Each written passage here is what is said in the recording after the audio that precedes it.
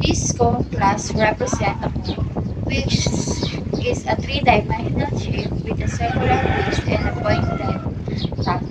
The class has two primary radius and height, both of type double, which represent the radius of the base and the height of the cone, respectively. The class also a construction that takes two double parameter, radius and height, and set the values of the radius and height field to this value. The cube class represents a cube, which is a three-dimensional shape with six square bases of equal size. The class has a private field outside of type double, which represent the length of one side of the cube. The class also has constructor that takes a global parameter representing the length of one side of the cube and set the value of the side field to this value. This is per class. The class overrides five methods from the three-dimensional shape: class calculate area, class perimeter, class volume, calculate surface area. This method calculate the area, perimeter, volume, and surface area of the sphere respectively. The calculate area methods returns 4 times mat pi times the square of the radius, which represent the area of the surface of the sphere. The calculate perimeter methods return twice mat pi times the radius, which represent the perimeter of the circular base of the sphere. The calculate volume methods return 4/3 of mat pi times the cube of the radius, which represent the volume of sphere class. The class override five methods from the three-dimensional shape: class calculate area, calculate parameter, calculate volume, surface area. This method calculates the area, perimeter, volume, and surface area of the cube respectively. The calculate area methods return 6 times the square of the side length, which represent the area of one face of the cube. Since a cube has 6 faces, this value is multiplied by 6 to give the total area of the cube. The calculate perimeter method returns 12 times the side length, which represent the perimeter of one face of the cube. Since a cube has 6 faces, this value is multiplied by 12 to give the total perimeter of the cube. The calculate volume method returns the cube of the side length, which represent the volume of the cube. The calculate method returns 6 times the square of the side length, which represent the area of one face of the cube. Since a cube has 6 faces, this value is multiplied by 6 to give the total surface area of the cube.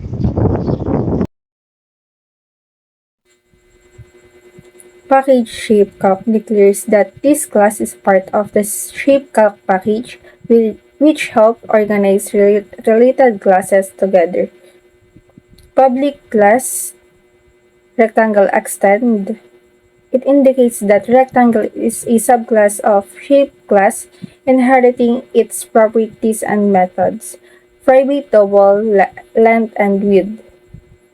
It declares private instance variable to store the length and width of the rectangle. A constructor that initializes a new rectangle object with specifies length and width. This.length equals length and this.width equals width assign that the provided parameters to the instance variable of the object.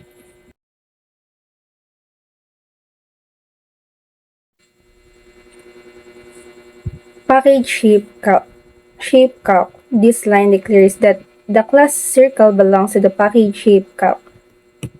Public class circle extend shapes. Extend shape indicates the circle is a subclass of the shape class. Private double radius. This line declares a variable radius of type double.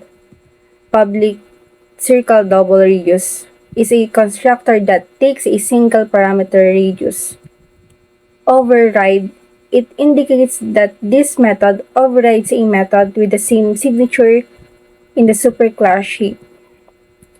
Double calculate area is a method that turns a double value. Return mat that pi times mat that power radius. Calculate and return the area of the circle using the formula radius times radius times radius that mat power.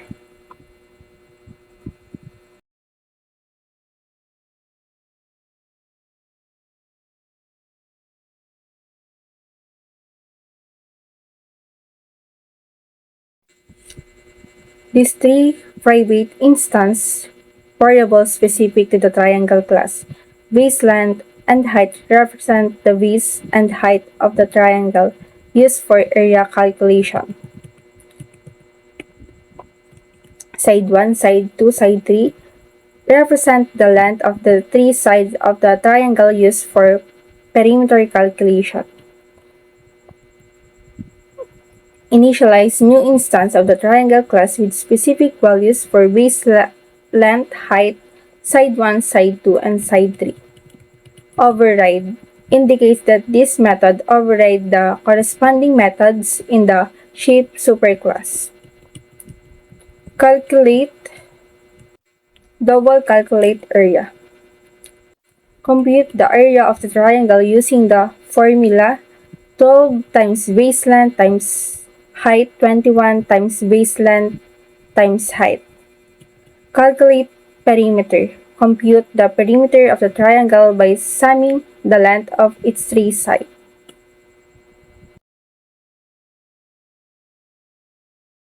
Creates a scanner object to read user input. Enter a loop that continues until the user chooses to exit, displaying menu of 11 options, 10 shape, and 1 exit option. Reads the user choice and create an instance of the corresponding shape class. Prompts the user to enter the required parameters for the shape. Example, radius, length, width. Create a shape object and calls its method to calculate the area, perimeter, and other properties. Display the result. Ask the user if they want to calculate another shape. If yes, the loop continues. If no, the program exists.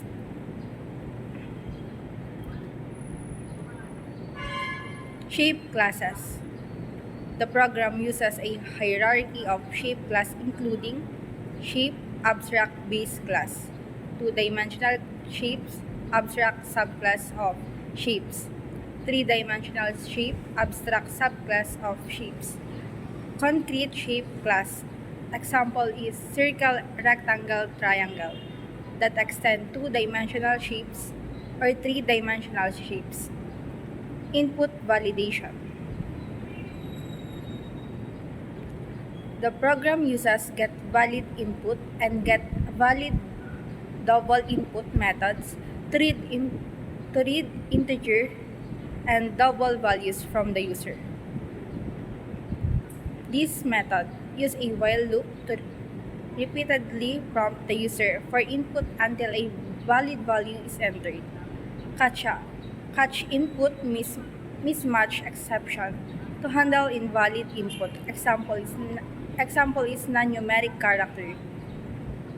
Shape-specific calculators. The program uses method overriding to provide shape-specific implementation of the method like calculate area and the calculate perimeter. It also uses instance to check if a shape is an instance of a particular class. Example, three-dimensional shapes, and calls specific methods accordingly. Overall, the program provides a user-friendly interface for calculating the properties of various shapes with robust input validation shape-specific calculation. So, yun. Iraran natin yung ating ginawang shape calculator. So, ito na. Yan.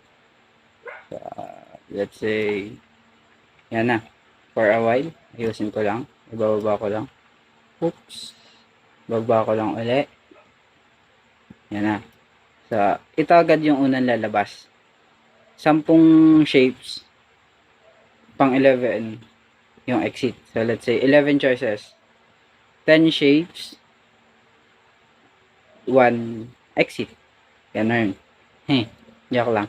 Then, let's say, mapili tayo ng isang shape. Let's say number 3, which is triangle. So, yun yung lalabas dyan ay yung enter the base length of the triangle. So, enter daw. E di lagay natin ay 4. Then, height of this triangle ay 8. Then, side ay 4, 4, and 4. Yan. So, lumabas yung perimeter. 16, yung area at perimeter 16 and 12. So, lalabas doon do you want to calculate another shape. Then, kung wari, magkamali si user. Let's say, napindot niya accidentally. So, yan. Ilalabas yan, invalid input. So, yan. Dahil, ariyan, dito. Oops. Wait lang, for a while. Okay, mali.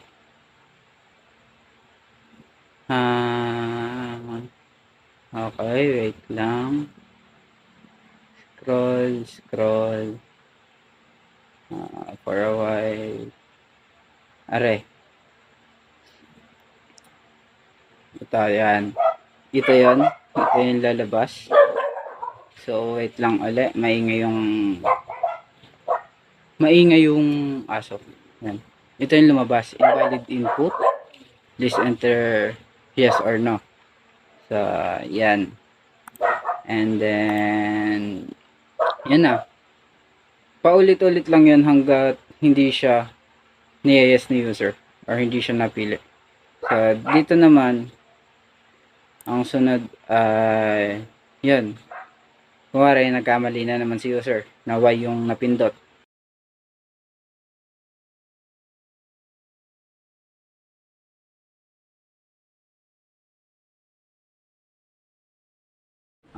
Pasensya kasi napuno yung aking cellphone. So, yan. Hindi titigil or paulit-ulit lang siyang lalabas kasi or hanggat hindi na i-input ni user yung tamang sagot or tamang hinihingi ng code. So, let's say, yon or basta yun, hindi paulit-ulit lang siya. And then, so let's say pindutin natin 6. So, 6 ay iskalin. Kasi, doon sa ating main, number 6 or choice number 6 is iskalin triangle. And then, yan, lumabas na. Tuloy lang. Ibigay nyo lang yung hinihingi ni code. So, ganun, ayan. Lalabas doon, then let's say yes, i-no natin. Then, ulitin natin, gawin natin yung exit. Lalabas doon ay, pag na-choice nyo yung 11, mag-exit yun, then lalabas uli yung tatanungin ka. Kung malay mo kasi, napindot lang ni user or namali lang si user ng pindot. Or ganun. So, inulit lang. Umupaulit-ulit lang siya. And the end.